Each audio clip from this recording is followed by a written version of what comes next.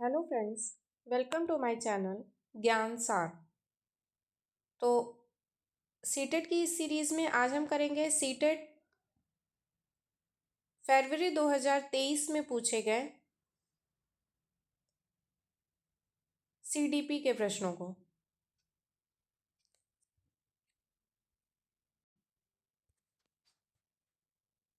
Question number 1,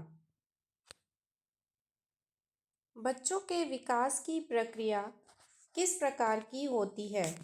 option है एक समान और क्रमानुसार, एक समान और अव्यवस्थित, व्यक्तिगत व क्रमानुसार, व्यक्तिगत व अव्यवस्थित। तो बच्चों के विकास की प्रक्रिया किस प्रकार होगी? व्यक्तिगत व क्रमानुसार। ठीक है, ऑप्शन नंबर 3 करेक्ट हो जाएगा। नेक्स्ट क्वेश्चन नंबर 2, आजकल सिद्धांतकार क्रांतिक अवस्था के बजाय संवेदनशील अवधि का प्रयोग करते हैं क्योंकि?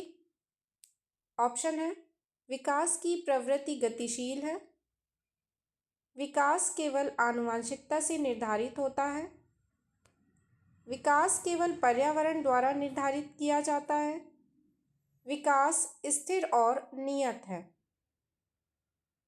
तो संवेदनशील अवधि का प्रयोग करते हैं क्योंकि विकास की प्रकृति गतिशील है।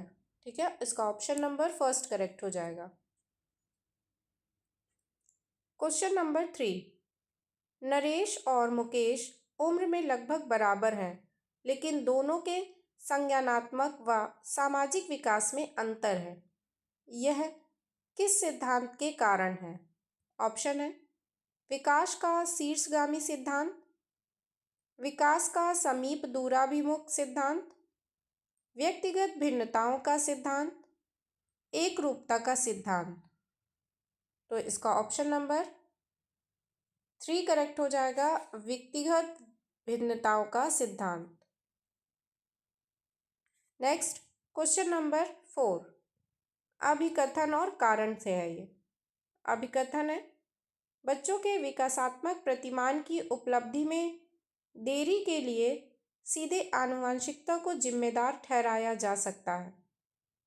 कारण है पर्यावरणीय कारक विकास में कोई भूमिका नहीं निभाते।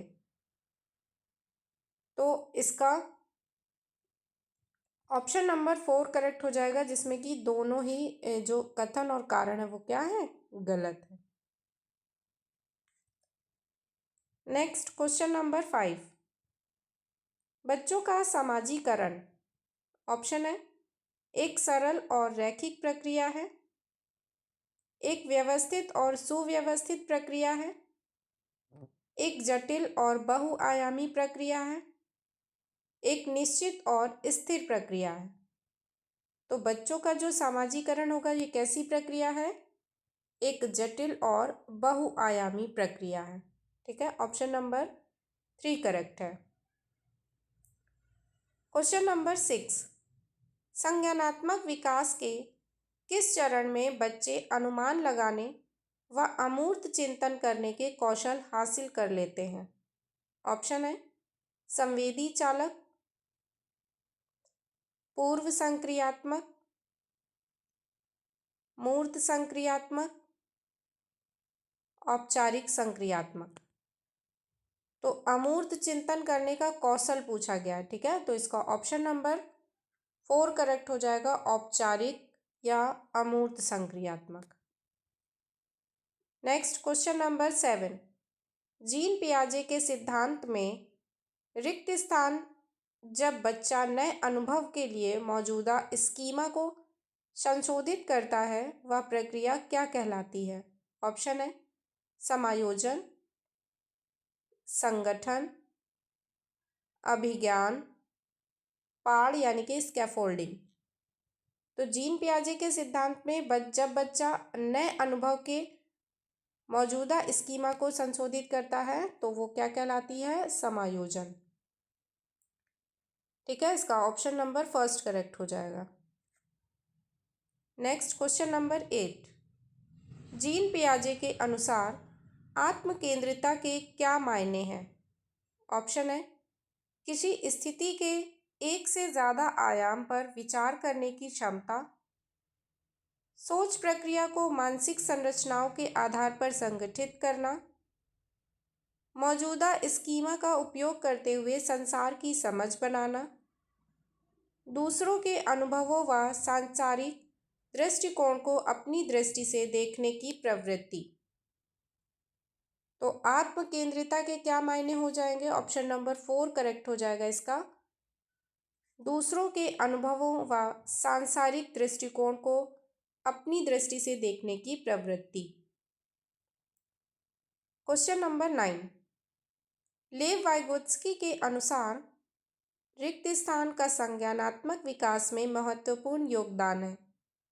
ऑप्शन है अनुबंधन, पुनर्बलन, सांस्कृतिक परिवेश, स्कीमा। तो लेव वाइगोत्स्की के अनुसार सांस्कृतिक परिवेश का संज्ञानात्मक विकास में महत्वपूर्ण योगदान है। ठीक है, इसका ऑप्शन नंबर 3 करेक्ट है। क्वेश्चन नंबर 10, लेव वाइगोत्स्की के सिद्धांतों पर आधारित कक्षा में किसको महत्वता दी जाएगी? ऑप्शन है सस्वर पाठ व रटने को, सहयोगात्मक सीखने को, इनाम व सजा के उपयोग को, प्रतिक्रियाओं के अनुबंधन को। तो लेव वाइगोत्स्की के अनुसार इसका ऑप्शन नंबर 2 करेक्ट हो जाएगा, सहयोगात्मक सीखने को। Next question number 11, Lawrence Kohlberg ने अपने सिद्धांत में नैतिक विकास के कितने चरण प्रतिपादित किए हैं? ऑप्शन है 6, 7, 5, 4। तो कोलबर्ग ने अपने नैतिक विकास के सिद्धांत में कितने चरण दिए हैं? 6 चरण। ऑप्शन नंबर 1 करेक्ट हो जाएगा। क्वेश्चन नंबर 12, कोलबर्ग के नैतिक विकास के किस चरण में व्यक्तियों का मानना है कि सामाजिक व्यवस्था को बनाए रखने के लिए निश्चित नियमों का पालन किया जाना चाहिए? ऑप्शन है यांत्रिक सापेक्षता अभिविन्यास, सजा और आज्ञाकारिता अभिविन्यास, कानून और व्यवस्था अभिविन्यास, अच्छा लड़का अच्छी लड़की अभिविन्यास। तो इसका ऑप्शन नंबर 3 करेक्ट हो जाएगा, कानून और व्यवस्था अभिविन्यास। क्वेश्चन नंबर 13, हार्वर्ड गार्डनर के सिद्धांत के अनुसार नर्तकियों, धावकों और अभिनेताओं के पास कौन सी बुद्धि अधिक होती है? ऑप्शन है स्थानिक बुद्धि, भाषाई बुद्धि, शारीरिक गति संवेदनात्मक बुद्धि, अंतर्वैयक्तिक बुद्धि। तो नर्तकियों, धावकों और अभिनेताओं के पास कौन सी बुद्धि होगी? शारीरिक गति संवेदनात्मक बुद्धि। ठीक है, ऑप्शन नंबर 3 करेक्ट हो जाएगा। नेक्स्ट क्वेश्चन नंबर 14, सह शिक्षा कक्षा में लड़कों के लिए एक शिक्षक की टिप्पणी पुरुष बनो और लड़कियों की तरह व्यवहार मत करो किसको बढ़ावा देगी? ऑप्शन है जेंडर समानता को, जेंडर रूढ़िबद्धता को, जेंडर भूमिका में लचीलापन, जेंडर समता। तो इसका ऑप्शन नंबर 2 करेक्ट हो जाएगा, जेंडर रूढ़िबद्धता। नेक्स्ट क्वेश्चन नंबर 15, बच्चों के आकलन के बारे में कौन सा कथन सही है? ऑप्शन है मूल्यांकन का प्राथमिक उद्देश्य तुलना है, आकलन का प्राथमिक उद्देश्य चिंता और भय उत्पन्न करना है, मूल्यांकन विभिन्न साधनों का उपयोग करके किया जाना चाहिए, मूल्यांकन में बच्चों द्वारा स्व मूल्यांकन शामिल नहीं होना चाहिए। तो इसका कौन सा ऑप्शन करेक्ट हो जाएगा? ऑप्शन नंबर 3, मूल्यांकन विभिन्न साधनों का उपयोग करके किया जाना चाहिए। Question number 16। निम्नलिखित में से कौन सी समावेशी शिक्षा की भावना का पालन नहीं करता? ऑप्शन है विभेदित निर्देश, सीखने के लिए सार्वभौमिक डिजाइन, पृथक्करण और नामीकरण। तो इसका ऑप्शन नंबर 3 करेक्ट हो जाएगा, पृथक्करण और नामीकरण। Question number 17। वंचित पृष्ठभूमि के छात्रों वाली कक्षा में एक शिक्षक को किसके अनुभवों को साझा करने की अनुमति देनी चाहिए? ऑप्शन है सभी को अपने अनुभव कक्षा में लाने से हतोत्साहित करना, केवल प्रभावशाली समूहों के बच्चों को अपने अनुभव साझा करने के लिए प्रोत्साहित करना, केवल वंचित समूहों के बच्चों को अपने अनुभव साझा करने के लिए प्रोत्साहित करना, अपने स्वयं के अनुभव साझा करके सभी बच्चों को अपने अनुभव साझा करने के लिए प्रोत्साहित करना। तो इसका ऑप्शन नंबर 4 करेक्ट हो जाएगा।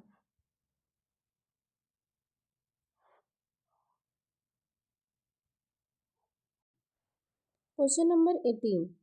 शारीरिक गति विकलांगता से जूझते छात्रों को समायोजित करने के लिए स्कूलों को पहुंच और बाधा मुक्त वातावरण की सुविधा प्रदान करनी चाहिए, जिसमें निम्नलिखित प्रावधान शामिल हों।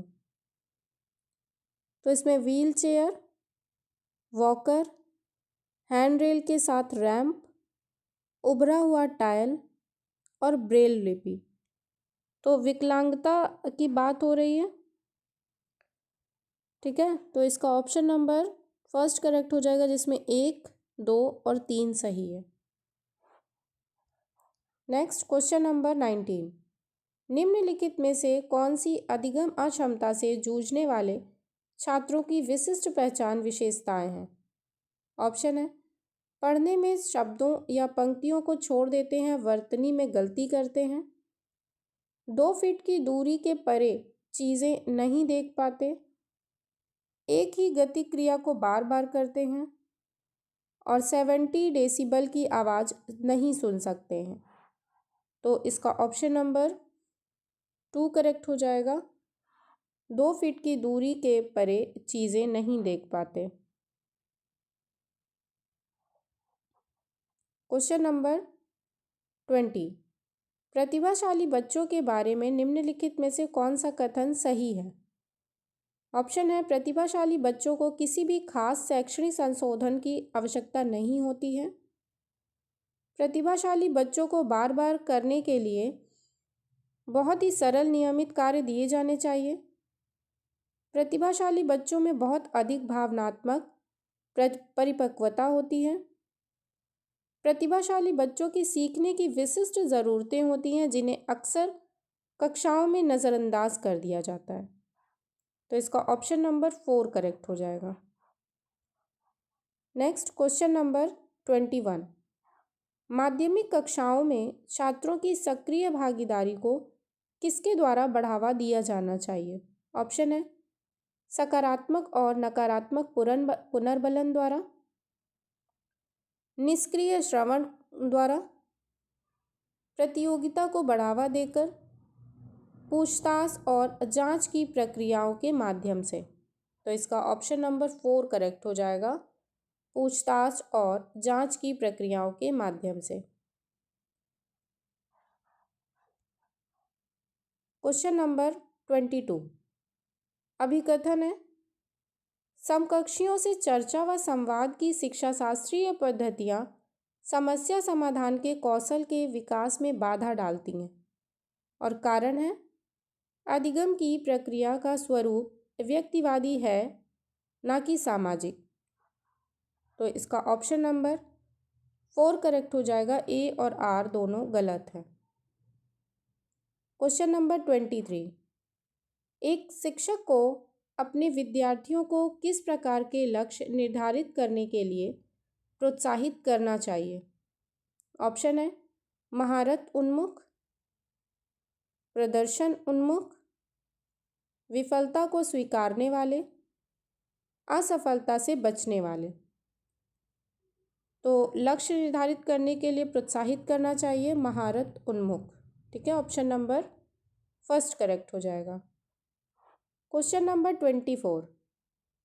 एक व्यक्ति की धारणाएं उसके सीखने पर महत्वपूर्ण प्रभाव डालती हैं। निम्नलिखित में से कौन सी धारणा सीखने पर एक सकारात्मक प्रभाव डालेगी? ऑप्शन है, मुझ में जन्मजात कोई क्षमताएं मौजूद नहीं हैं। शिक्षक हमेशा कठिन प्रश्न बनाते हैं। अच्छे या बुरे अंक लाना अपने प्रयास पर निर्भर करता है। भूगोल शास्त्र में मेरे कभी भी अच्छे अंक नहीं आए और मेरे प्रयास करने पर भी इसमें अच्छे अंक नहीं आ पाएंगे। तो एक व्यक्ति की धारणाएं उसके सीखने पर महत्वपूर्ण प्रभाव डालती हैं। तो कौन सी धारणा सकारात्मक प्रभाव डालेगी? ऑप्शन नंबर 3 करेक्ट हो जाएगा। अच्छे या बुरे अंक लाना अपने प्रयास पर निर्भर करता है। Question number 25। रचनावाद का सिद्धांत। ऑप्शन है, सीखने में अधिगमकर्ता की भूमिका को महत्वपूर्ण मानता है, जिससे वह संसार के बारे में खुद की समझ बनाते हैं। जानकारी के स्मरण व उसके प्रत्याह्वान की परीक्षा पर जोर देता है। शिक्षिका की प्रभुत्व भूमिका पर जोर देता है। निष्क्रिय अनुकरण की अधिगम में भूमिका पर जोर देता है। तो रचनावाद का सिद्धांत, इसका ऑप्शन नंबर फर्स्ट करेक्ट हो जाएगा। सीखने में अधिगमकर्ता की भूमिका को महत्वपूर्ण मानता है, जिससे वह संसार के बारे में खुद की समझ बनाते हैं। Question number 26। बच्चे निम्न में से किस आधार पर अगले ज्ञान का निर्माण करते हैं? ऑप्शन, जो उनके लिए अप्रासंगिक है, जो वह पहले से समझते हैं, जो उनके लिए अज्ञात है, जो उनके वर्तमान संज्ञानात्मक स्तर से बहुत परे है। तो अगले ज्ञान का निर्माण किस आधार पर करते हैं? जो वह पहले से समझते हैं। ठीक है, question number option number 2 correct हो जाएगा। Question number 27। संवेग और संज्ञान व और संवेगों के बारे में कौन सा कथन सही है? ऑप्शन, संज्ञान व संवेग की प्रक्रियाएं एक दूसरे से स्वतंत्र हैं। संज्ञान व संवेग एक दूसरे से गुथे हुए हैं व एक दूसरे को प्रभावित करते हैं। संज्ञान संवेग पर प्रभाव डालता है, परंतु संवेगों का संज्ञान पर कोई प्रभाव नहीं पड़ता। संवेग संज्ञान पर प्रभाव डालते हैं, परंतु संज्ञान का संवेगों पर कोई प्रभाव नहीं पड़ता। तो इसका ऑप्शन नंबर 2 करेक्ट हो जाएगा। संज्ञान व संवेग एक दूसरे से गुथे हुए हैं व एक दूसरे को प्रभावित करते हैं। Question number 28। किन शैक्षणिक प्रणालियों द्वारा छात्रों में सार्थक अधिगम को प्रोत्साहित नहीं किया जा सकता?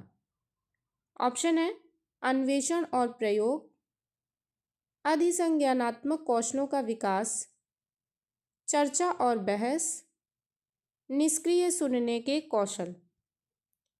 तो सार्थक अधिगम को प्रोत्साहित नहीं करता है। ठीक है, तो इसका ऑप्शन नंबर 4 करेक्ट हो जाएगा, निष्क्रिय सुनने के कौशल। Question number 29। विद्यार्थियों द्वारा निम्नलिखित भ्रांतियों को निपटने के लिए रचनात्मक दृष्टिकोण क्या सुझाव देता है? ऑप्शन है, उन्हें अनदेखा करना चाहिए, उन्हें निष्क्रिय रटने के लिए बहुत सारी विषय वस्तु देनी चाहिए, विद्यार्थियों को सजा देनी चाहिए, भ्रांतियों के प्रत्युत्तर हेतु चर्चा के मौके मुहैया करवाने चाहिए। तो रचनात्मक दृष्टिकोण कौन सा हो जाएगा? भ्रांतियों के प्रत्युत्तर हेतु चर्चा के मौके मुहैया कराने चाहिए। ठीक है, ऑप्शन नंबर 4 करेक्ट हो जाएगा। क्वेश्चन नंबर 30 अभिकथन है, स्कूलों को माता पिता को किसी भी तरह से उनके बच्चों की शिक्षा में शामिल नहीं करना चाहिए। कारण है, समुदाय के साथ संपर्क स्थापित करने से विद्यार्थियों के अर्थपूर्ण अधिगम में बाधा उत्पन्न होती है। तो इसका ऑप्शन नंबर 4 करेक्ट हो जाएगा। ए और आर दोनों गलत है। ठीक है, वीडियो पसंद आई हो तो प्लीज़ वीडियो को लाइक, चैनल को सब्सक्राइब ज़रूर करें।